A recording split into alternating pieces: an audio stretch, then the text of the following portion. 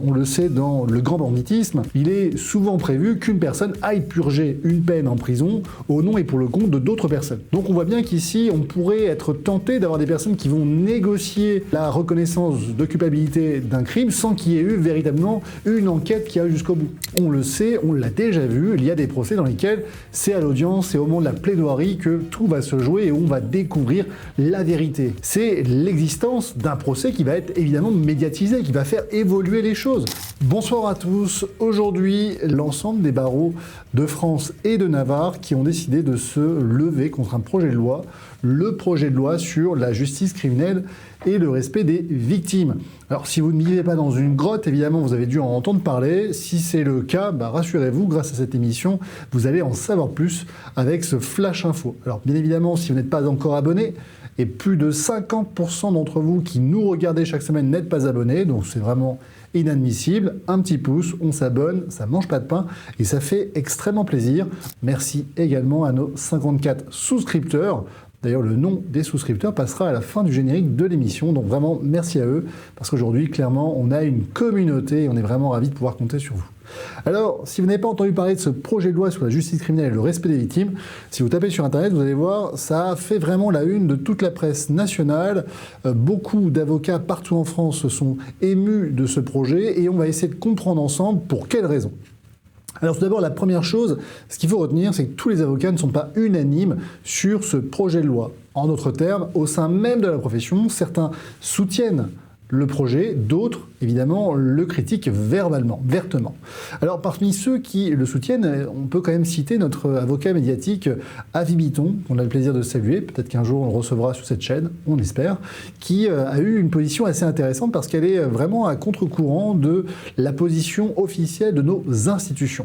Alors, sa position, elle est effectivement très intéressante parce qu'elle critique à la fois donc la lenteur de la justice, et elle présente une façon assez intéressante.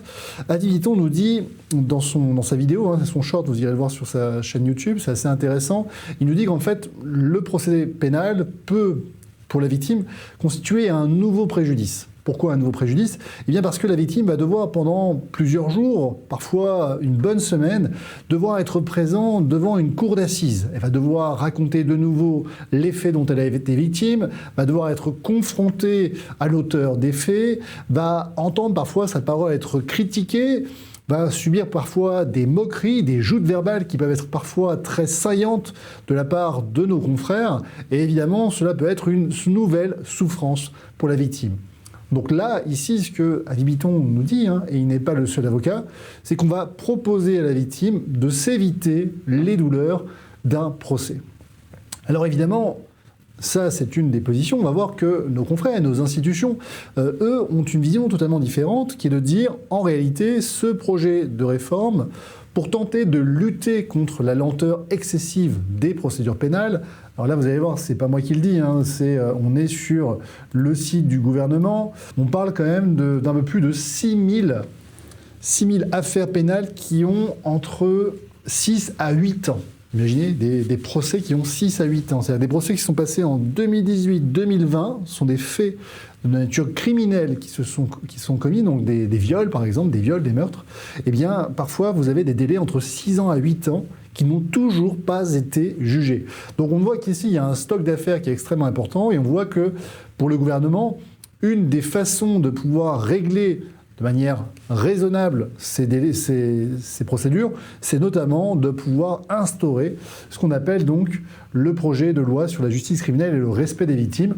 On va tenter d'instaurer ce qu'on appelle, donc c'est une sorte de comparution avec reconnaissance préalable de culpabilité. On va aller sur notre article juridique de ce jour. Alors, c'est le fameux plaider coupable. On appelle ça la procédure de jugement des crimes reconnus, la PJCR, qui s'inspire évidemment de la comparution sur reconnaissance préalable de culpabilité, la fameuse CRPC. C'est extrêmement courant en matière de délit routier, par exemple. Donc c'est un délit, et là vous allez négocier votre peine avec le procureur de la République. Alors, cette procédure de jugement des crimes reconnus, évidemment, elle pose problème pour plusieurs raisons.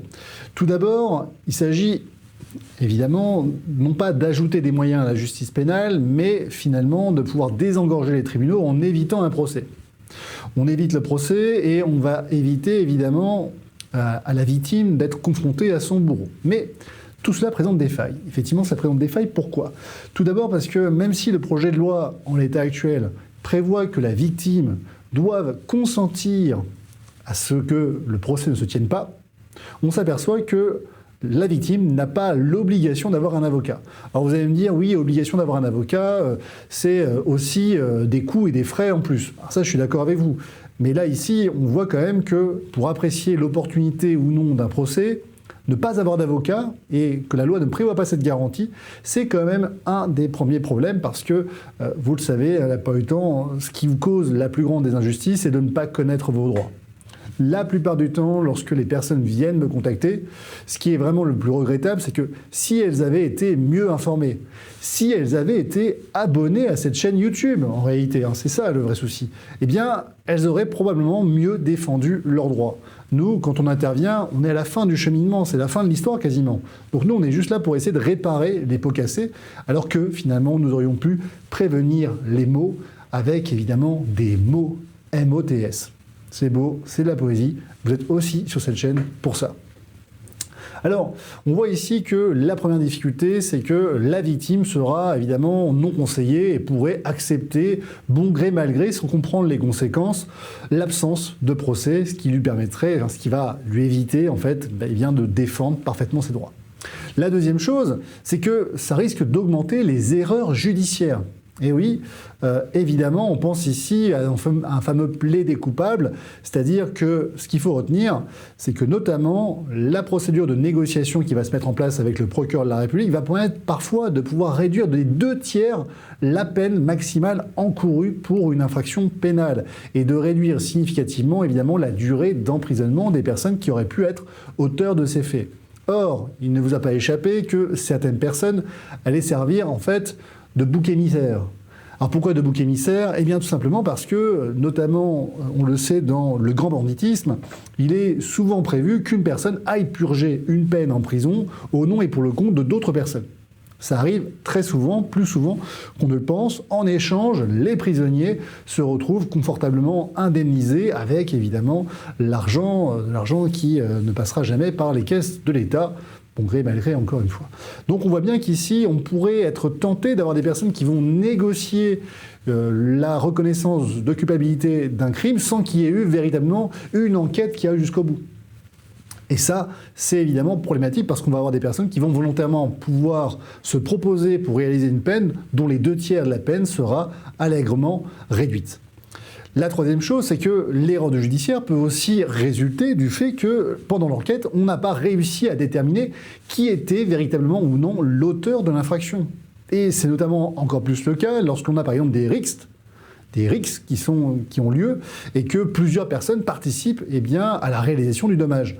Ici, on le sait, on l'a déjà vu, il y a des procès dans lesquels c'est à l'audience et au moment de la plaidoirie que tout va se jouer et on va découvrir la vérité. Alors évidemment, sans procès, cette vérité pourrait ne jamais éclater au grand jour. Et c'est bien ça le problème. Enfin, un procès, c'est aussi fait pour être vu, c'est une médiatisation. Or, le plaidé coupable ici en matière criminelle ferait disparaître le procès. Rappelez-vous, ce qui fait aussi évoluer une société, c'est l'existence d'un procès qui va être évidemment médiatisé, qui va faire évoluer les choses. On pense notamment à MeToo, on pense également au viol de Mazan. Viol de Mazan avec effectivement cette femme, Gisèle Pelicot, qui a été allègrement violée par des dizaines et des dizaines de personnes, dont pour la plupart de ces violeurs, ils n'avaient même pas conscience qu'ils étaient en train d'abuser d'une femme qui ne pouvait pas consentir parce qu'elle était sous médicaments, sous procédés chimiques. Donc on voit bien ici que de faire médiatiser un procès, c'est aussi faire évoluer les mentalités. Avec ça, évidemment, si demain on met en place un plaidé coupable, cette médiatisation n'aura plus lieu. D'ailleurs, je rappelle que si vous souhaitez assister à un procès criminel, vous pouvez très librement rentrer dans une cour d'assises et suivre le procès tout au long de la journée. C'est vraiment ouvert au grand public, tout le monde peut s'y présenter. Si vous n'avez pas déjà eu l'occasion de le faire, je vous invite à le faire, c'est quand même une expérience assez intéressante. D'ailleurs, petite anecdote, vous me direz en commentaire si vous le saviez, mais pour être juré, il y a une condition à remplir. Pour être juré, il faut ne jamais avoir fait de droit. même pas une année de droit. Si vous avez fait plus d'une année de droit, vous l'avez validé évidemment, eh bien vous ne pouvez pas être juré. Pourquoi ? Parce qu'on va considérer que à partir de ce moment-là, vous allez avoir une certaine déformation, une déformation qui va faire que juridiquement, eh bien, vous allez moins vous laisser tenter par ce qu'on appelle eh bien, le doute légitime. Hein. Il faut que vous ayez un doute raisonnable de reconnaître la culpabilité d'une personne. Eh bien, on peut penser que parce que vous allez raisonner de manière juridique, vous n'allez plus laisser la voix de la démocratie s'exprimer. Parce que le juré, c'est aussi ça, c'est une des expressions de la démocratie populaire qui est la plus aboutie. Il faut d'ailleurs le dire, c'est presque le seul moment où finalement le peuple va être amené à rendre la justice en son nom et pas par l'intermédiaire de magistrats professionnels comme on peut l'avoir dans 90% du temps.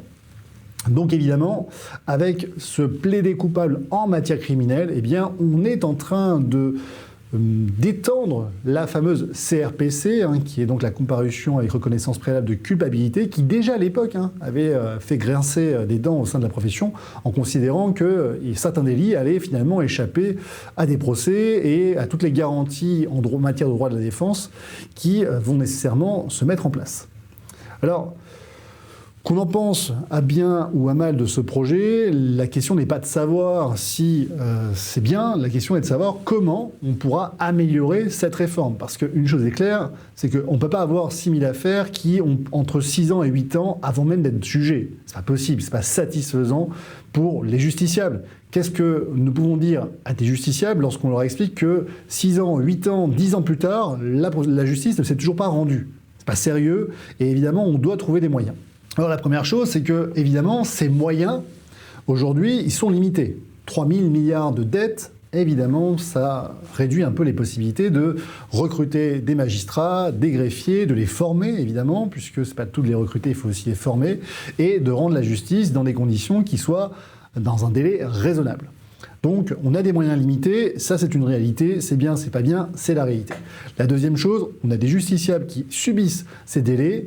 Peut-on essayer de les aider d'une manière ou d'une autre ? Ça, c'est une vraie question. Alors, on n'a peut-être pas trouvé le point d'équilibre. Peut-être que se plaider coupable en matière criminelle, c'est pas quelque chose qui est à jeter à la poubelle, mais peut-être qu'on peut essayer de le repenser.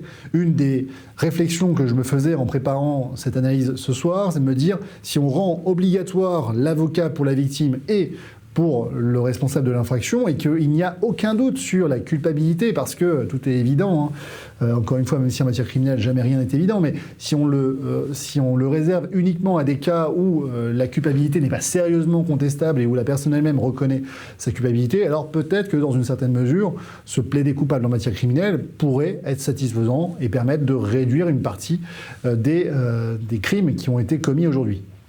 Mais peut-être que d'exclure totalement les jurés, parce que, évidemment, avec ce plaider coupable, il n'y a pas que le plaider coupable, il y a aussi le changement de la composition de la juridiction de cour d'assises, qui est cette fois-ci composée exclusivement de juges professionnels.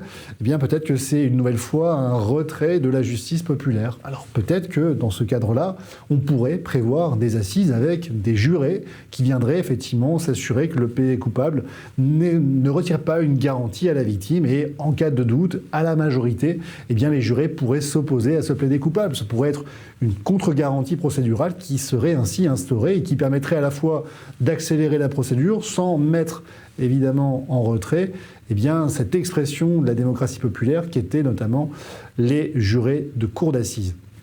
Alors dites-moi en commentaire si vous avez déjà participé à une cour d'assises. Je serais très curieux de lire avec vous ce que vous avez pensé de cette expérience que je n'ai pas encore vécue en tant qu'avocat, parce que vous le savez ici, nous ne pratiquons pas le droit pénal et encore moins en matière criminelle, nous le faisons vraiment à la marge, en matière de harcèlement moral, notamment pour les salariés et les agents publics. C'est essentiellement sur ce type de contentieux qu'on est amené à être appelé, mais on ne gère pas de grands contentieux criminels. C'est une compétence à part entière qui, évidemment, n'est pas la mienne. Mais je serais très curieux de savoir si vous avez participé à ce type de procédure, ce que vous en avez pensé, et évidemment, le plaider coupable, quelque chose de bien ou pas bien, dites-moi en commentaire, je serais très curieux de lire ce que vous avez à me dire sur ce sujet. Pensez à vous abonner, évidemment. Pensez également à partager la vidéo si vous l'avez trouvée intéressante. Si vous ne l'avez pas trouvée intéressante, partagez-la quand même. Ça ne mange pas de pain et ça nous fait extrêmement plaisir. Mais je pense que vous avez forcément appris des choses avec nous aujourd'hui.